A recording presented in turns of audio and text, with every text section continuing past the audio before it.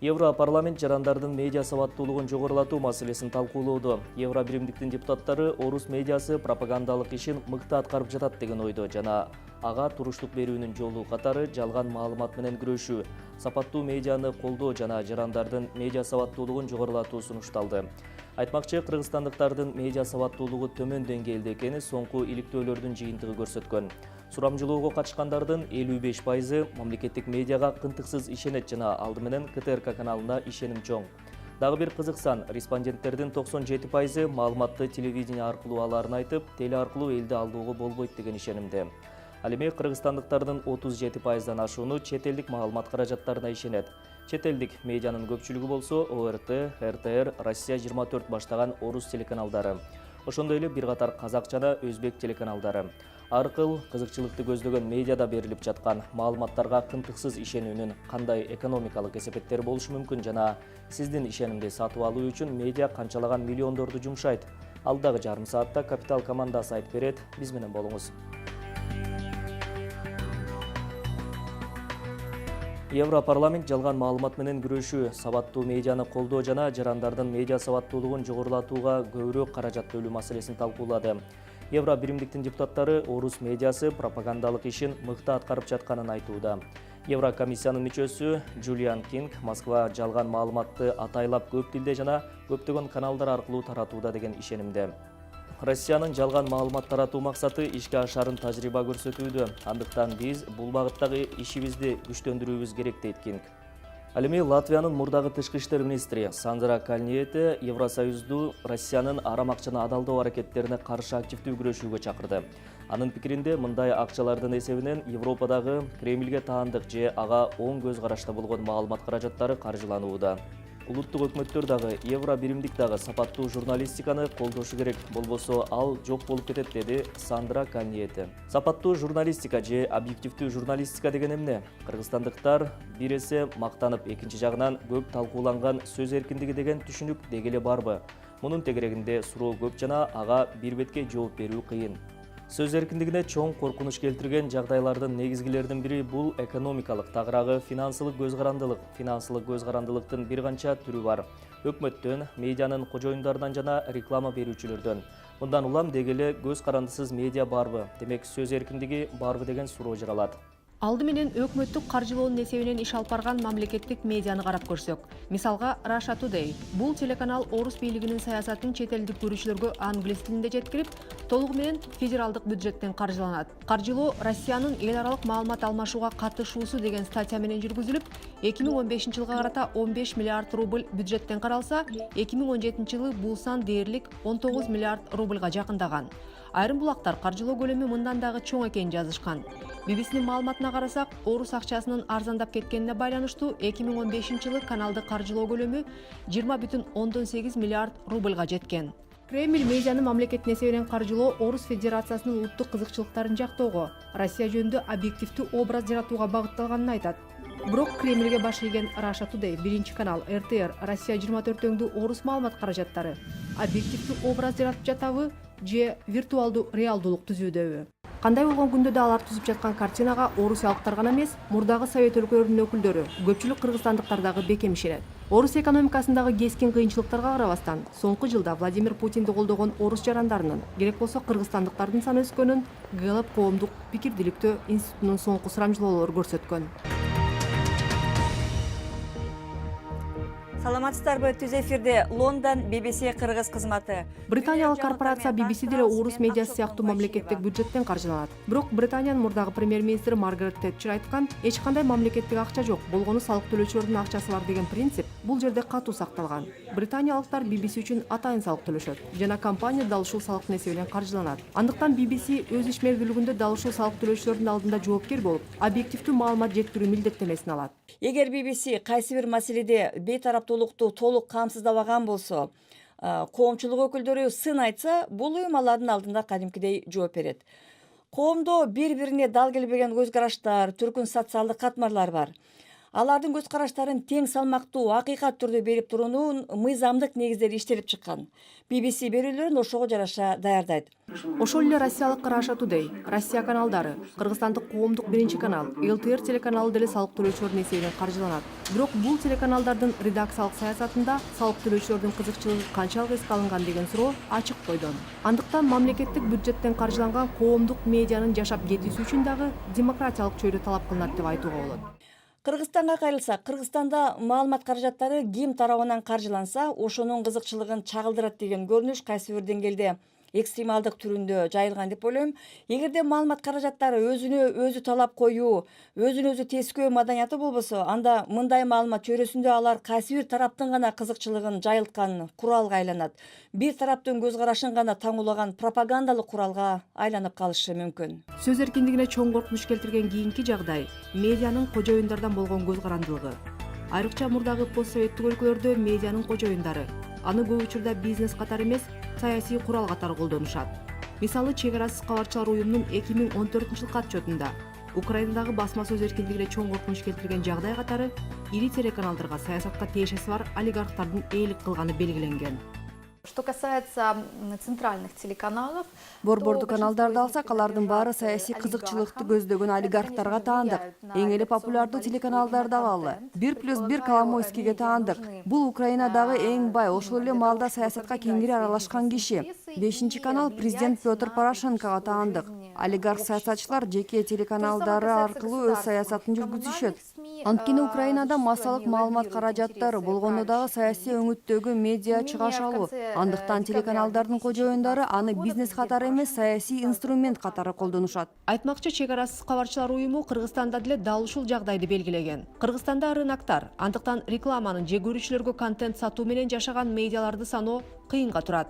Өлкөдөгү рекламалык рынок өтө эле тар. Анын жылдык көлөмү ар кандай эсептөөлөр боюнча 10 миллион доллардан ашпайт. Андыктан Кыргызстандагы таасирдүү медианын көбү мамлекетке ар кыл кызыкчылыкты көздөгөн саясатчы жана саясий топторго таандык. Негласно все знают, кто за каким каналом или за каким медиа, какой там олигарх или политик, или кто. Негизи бардыгы эле билишет. Тигил же бул каналдын же медианын аркасында кайсыл олигарх, саясатчы же кандай таасирдүү адам турганын. Бул мыйзам ченемдүү көрүнүш. Мында таң калыштуу же адаттан тыш эч нерсе жок. Анткени рекламалык рынок абдан тар болгондуктан мындай рынокто бул абсолюттуу мыйзам ченемдүүлүк. Башка рыноктарда деле абал ушундай. Медиа рынокто саясий жана олигархтык таасирлер болгон көп өлкөлөр бар. Анткени массалык маалымат каражаттары бул таасир этүүнүн булагы. Анан албетте мындай таасирлүү булакты саясатчылар көзөмөлдөгүсү келет. Азыр абал өзгөрүүсүз турат. Бирок киреше жагынан рыноктун структурасы өзгөрсө, жалпыга маалымдоо каражаттарынын өз ээлеринен же саясий инвесторлордон болгон көз карандылыгы азаят. Бул үчүн көз карандысыз рейтинг керек. СМИ будут менее зависимы от своих хозяев, да, и от инвесторов именно с политического толка. Бирок ошол эле рекламалык рынок шартында деле медиа көз карандысыз боло алабы деген суроо бар. Сиз билесизби, Samsung бир эле Түштүк Кореянын өзүндө рекламага канча акча коротот? 2 миллиард доллар. Бизде бир дагы медиа бул компаниянын рекламасы жашабайт. Эгер Samsung жөнүндө терс кабар чыгып кала турган болсо, аны кабарлай албайсыз. Анткени Samsung сиздин медиа менен рекламалык контрактты үзүп коюшу толук мүмкүн. А мен жогоруда айткандай, ансыз сиздин медиа жашай албайт. Мындай учурлар такай эле болот. Биз Apple компаниясынан бир топ эле киреше алабыз. Так суммасын айта албайм, бирок бул алтын өлдөн турган контракттар. Деген менен ошол эле компаниянын Кытайдагы заводдорундагы жумушчулардын иштөө шарты же болбосо башка дагы Apple үчүн жагымсыз болгон макалаларды жарыялайбыз жана мындан биздин контракт бузулбайт, дейт Германиядагы популярдуу Spiegel онлайн басылмасынын башкы редактору Матиас Штрайц. Демек, бизнес чөйрө менен медианын кызматташтыгы деле демократияга жана абсолюттуу сөз эркиндиги болбосо дагы анын салыштырмалуу деңгээлине жараша десек болот. Мисалга, ошол эле Түштүк Корея менен Германиянын сөз эркиндиги боюнча глобалдуу рейтингдеги көрсөткүчтөрүн карасак, Түштүк Корея 167 позициянын ичинен 57-чи орунду ээлеп, салыштырмалуу эркин деп эсептелет. Ал эми Германиянын көрсөткүчү болсо 14-чү жана бул өлкө сөз эркиндигин толук тааныйт. Эл аралык рейтинг медиа менен мамлекеттин ортосундагы соттук териштирүүлөр өлкөдөгү таасирдүү медианын бир катары мамлекетке саясатчыларга таандык экенин, рекламалык рыноктун тардыгын эске алганда, Кыргызстанда объективдүү медиа бар деп айтуу кыйын. Демек, теледен көрүп, радиодон угуп, гезит, интернет сайттардан окуган маалыматтарга сын көз караш менен карап, электен өткөрүп, жалган маалыматка алданып калуудан сак болуу керек. Бул медиа сабаттуулук деп аталат. VIA Social порталынын маалыматы боюнча, Кыргызстандын калкынын 35%дан ашыгы интернетти активдүү колдонот. Дүйнөлүк желеде маалыматтын көлөмү эбегейсиз болгондуктан, бул маалымат агымдарына чөгүп кетпей, ак-караны ажырата билүү талабы күндөн күнгө күчөп жатат. Жалган, кээде өмүргө коркунуч туудурган маалыматтарды жайылткандардын торуна көбүнчө жаштар түшүп жатышат. Бүгүнкү күндө медиа жана маалыматтык сабаттуулук жеке адамдын коопсуздугунун бир бөлүгү гана эмес, жалпы өлкөнүн коопсуздугуна айланды. Нужно управлять персональными данными и узнаем о средствах персональных. ЖМКны колдоо борбору, Кыргыз билим берүү академиясы жана билим берүү министрлиги менен медиа жана маалыматтык сабаттуулук боюнча сабактарды жайылтуу долбоорун баштап, Бишкек жана Чүй облусундагы 10 мектептин жогорку класстагы окуучулары үчүн пилоттук окууларды өткөрдү.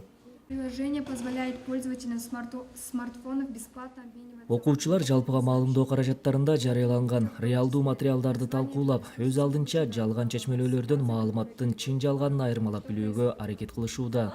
Бул сабактарда туура эмес жооптор жок. Негизгиси балдарды үгүт менен манипуляцияга ишене бербей, медиа материалдарды сын көз караш менен таразылап чечим чыгарууга үйрөтүү. Чындыкты деле айтат, бирок просто айырмалаш керек да, билиш керек чындык каякта жалган, анализ кылып туруш керек да, бирден айтып аткандачы. Менин оюмча. Аябай эле пайдалуу болду сабактар. Көп нерсени билдим.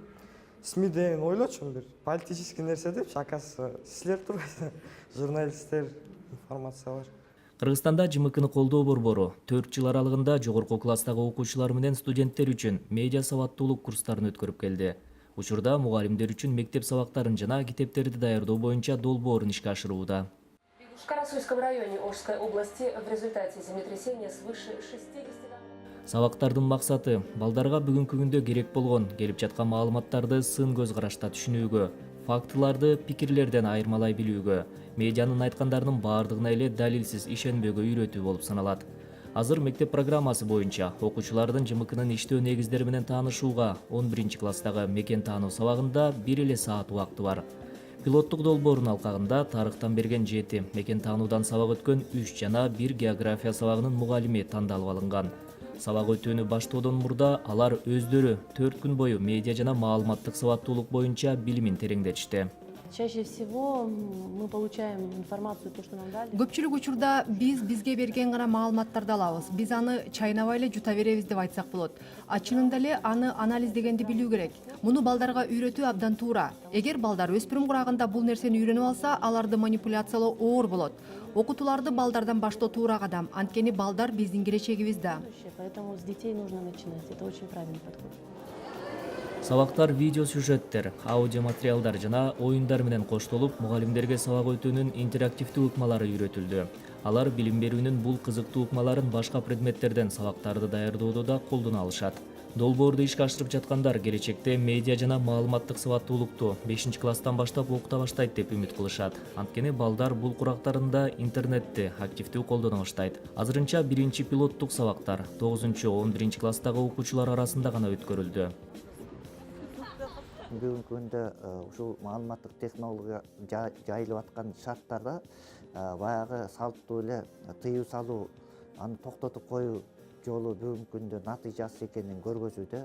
Мына ошондуктан аларды токтотуп коюуга мүмкүн болбогондуктан ушул маалыматтык сабаттуулук деген нерсени алып, анан ошол жаш муундарды ошол маалыматтар менен иштей билүүнү, ошол маалыматтардын ичиндеги оң маалыматтар, терс маалыматтарды ажырата билишти жана ошол терс маалыматтардын таасирине кирип кетпеш жагын алуу максатында атайын ушул долбоор иштелип жатат.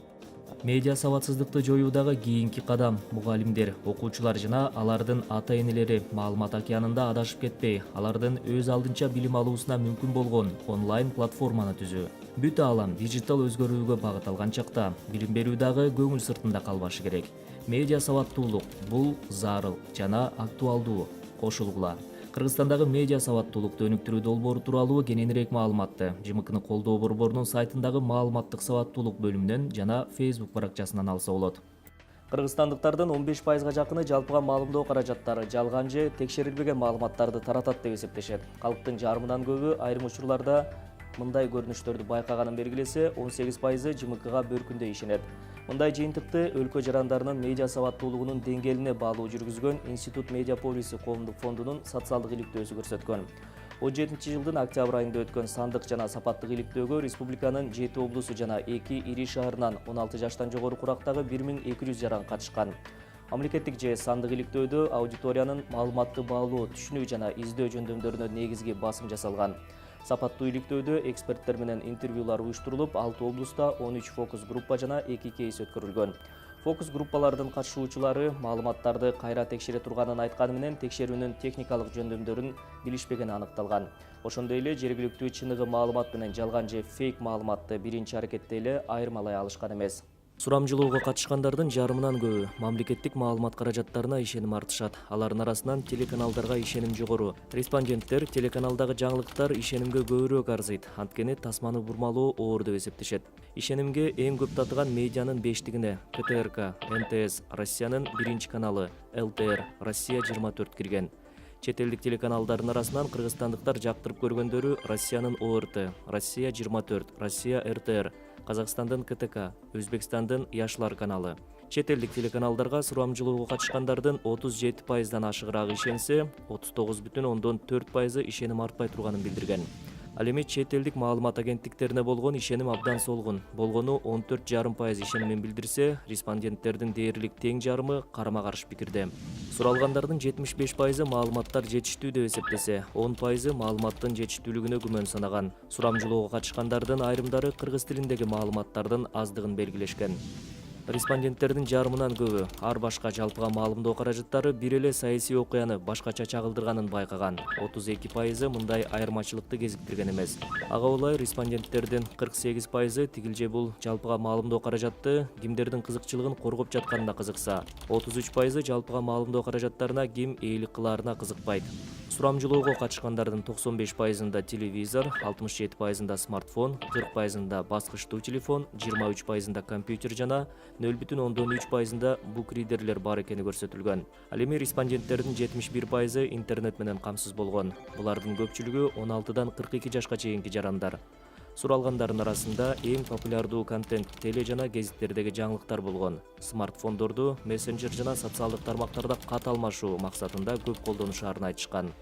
Ал эми радиодон көбүнчө музыка угушат.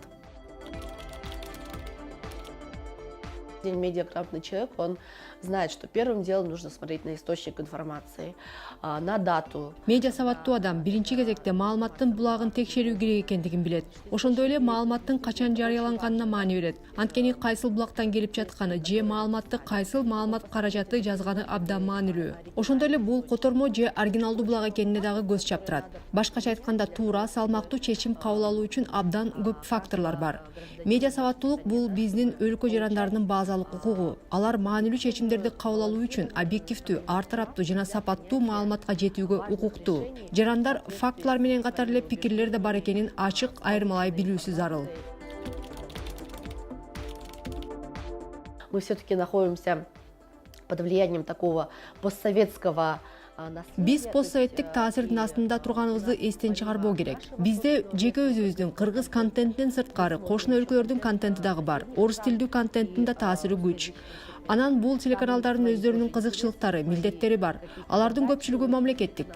Биз бул медианын кайсыл бир маселени чагылдырууда өз максаттары жана милдеттери болгонун түшүнүшүбүз керек. Жеке же мамлекеттик, ошондой эле чет элдик медиа экенин билүү абдан маанилүү. Ким акыркы негиздөөчү экенин билип алуу андан дагы маанилүүрөөк. Чынында эле биздин өлкөдө редакциялык саясат деген эл аралык журналистикадагы түшүнүк башкача сыпатталат. Ал эми мындай калыс эрежелер орномоюнча маалымат кайсыл бир медианын башкы редакторунун бүгүнкү маанайынан көз каранды болот.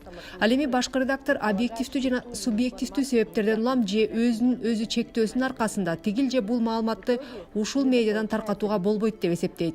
Жыйынтыгында толук маалыматка ээ болбогон керектөөчү жапа чегет. Пора заговорить о повышении все-таки качества предлагаемого контента. Сунушталып жаткан контенттин сапатын жогорулатуу мезгили келди. Жаңы медиалар жана мессенджерлердин күндөн күнгө таасири күчөп, көп учурда текшерилбеген жана жалган кабарларды негизги маалымат булагы болорун эске алганда, салттуу медиа ишенимге татыган булакка айланыш керек. Ага ылайык аталган салттуу медиа жана журналисттер фактыларды текшерүү үчүн жана журналисттердин негизги жөндөмдөрүн жакшыртуунун үстүндө иштөөсү зарыл. Есть такое понятие информационный пузырь, и вот, например, родители находятся в одном информационном пузыре, а их дети могут находиться совершенно... Маалыматтык көйүк деген түшүнүк бар. Ага жараша ата-энелер бир маалымат көйүгүндө, ал эми алардын балдары такыр башка көйүктө болушу мүмкүн. Бул тилге гана байланыштуу эмес, маалыматты жеткирүү жана аны кабыл алуу айырмачылыктары. Шарттуу алганда биз телевизор көрөбүз, ал эми айталы 13-14 жаштагы өспүрүмдөр телевизор көрүшпөйт. Балким тамак учурунда ашканада көрүп калышы же ата-энеси смартфонун алып койгондо гана көрүшү мүмкүн. Бул балдар жана алардын ата-энелери такыр башка маалымат талааларында орун алган. Алардын маалымат булактары дагы ар башка. Ага ылайык пикирлер дагы жана дүйнө таарымдар дагы башкача. Ата-энелер балдарын, ал эми балдар ата-энелерин түшүнүү үчүн бир жерден кесилишип өтүү зарыл.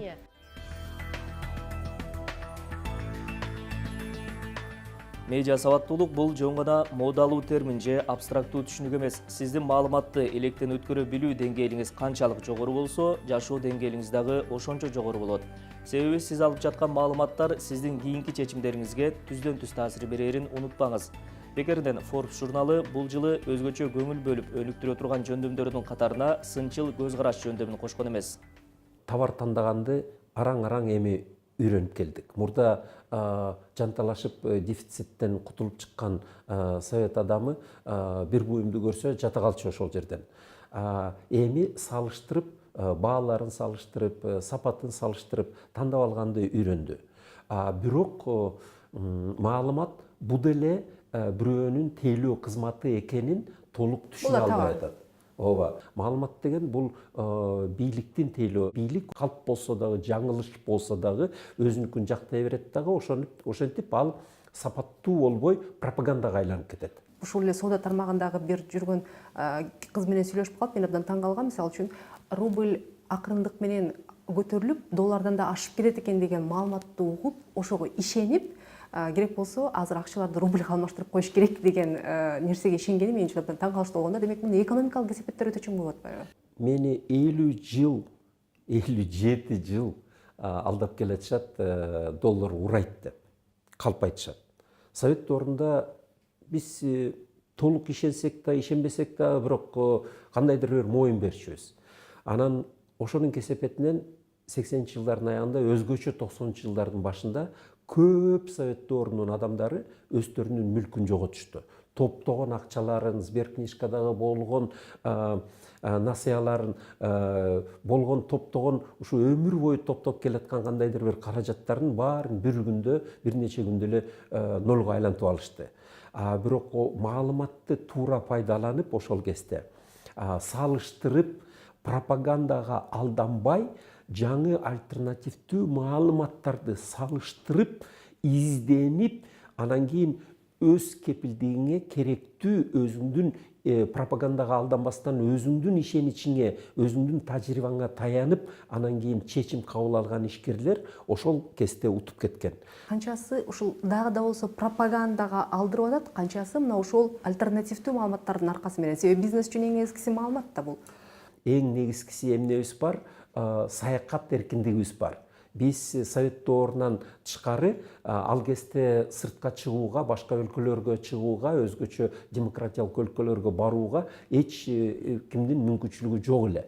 Бүгүнкү күндө ал эркиндигибиз бар. Биз эгерде алар бизди киргизсе, биз ал жерге бара алабыз. Ошентип көп адамдар азыр саякатка барып, өздөрү пропагандадан тышкары өздөрүнүн пикирин топтоп келип атышат, дүйнө жүзү кандай өнүгүп атканын, кайсы жерде кандай факт болуп атат. Пропаганда эгерде тескери айтса, өз көзү менен, өз тажрыйбасы менен, өз билими менен барып таанып келип атышат. Ошол эле миграцияны алып караганда эле ошондой болуп атпайбы? Мисалы үчүн, жерлерге барып калганда мен көп эле угуп калам, балдарына айткандарын. Эң негизгиси эптеп орус тилин үйрөнүп алсаң эле, анан Россияга барып жамбагасың деп. Бирок Россиядагы чыныгы абалды дагы эч ким билбейт. Эртеңки күнү ал жерде турмуш кандай болот дегенин. Бул жагынан алганда биз демек пропагандага дагы деле көбүрөөк уттуруп жатат экенбиз да. көбүрөөк отуруп жатабыз. Эки нерсеге көңүл бурат элем. Бул ар бир адамдын баары бир дагы болсо бүгүн толук мүмкүнчүлүктөрү чектелген эмес. Сиз мына көп эле аймактарга чыгып жүрөсүз, мына ошол аймактагы элдердин сиз айтып жаткан альтернативдүү маалыматтарга болгон суроо талабы кандай жана буларды канчалык деңгээлде кабыл алат? Эл абдан муктаж, эл абдан изденет. Баягы совет доорунан жалкып калган эл бийликтин айтканына макул болууга мажбур болгон эл дале көп. Бирок ошол эле маалда толук бойдон багынгысы келбей, жок дегенде аң сезимин же болбосо өзүнүн орнотуп келаткан ишканасын, мүлкүн, оокатын толук бойдон жоготкусу келбеген эл абдан аракеттенип ушу изденишет, муктаж жаңы маалыматка, альтернативдүү маалыматка. Бирок биз дале болсо ошо аз жардам берип атабыз.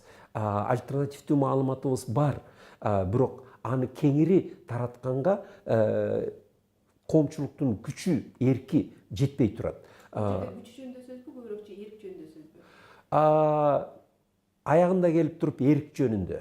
Маңкуртчулуктан чыга албай турабыз окшойт. Баягы жалкып калган эл кокустан деп ушу өмүрүн сактап калгысы келип эркиндигинен айрылганга кээ бирөө даяр болуп турат да. Бирок эркиндигинен айрылган эл өмүрүнөн да акыры айрылаарына көздөрү жетпей турган учурда. Борбор калаада өткөн жуманын соңунда Лондондо жашаган мекендешибиз Гүлсара Акматованын зергерчилик көргөзмөсү өттү. Анда зергер айымдын ондогон асем буюмдары катышуучулардын сынына коюлду. Гүлсара айымдын кардарларынын көбү британдыктар, бирок 2-3 жылда бир кыргызстандык айымдар үчүн да көргөзмө уюштуруп турат. Бишкектеги жогорку окуу жайында англис тилинен сабак берип келген каарманыбыз 2000-жылдардын башында квалификациясын жогорулатуу үчүн Лондонго барып, кыска мөөнөттүү зергерчилик курсуна да катышып калат. Ошондон бери асем буюмдарын жасоо анын хоббисине айланган. Лондонго барып калдым.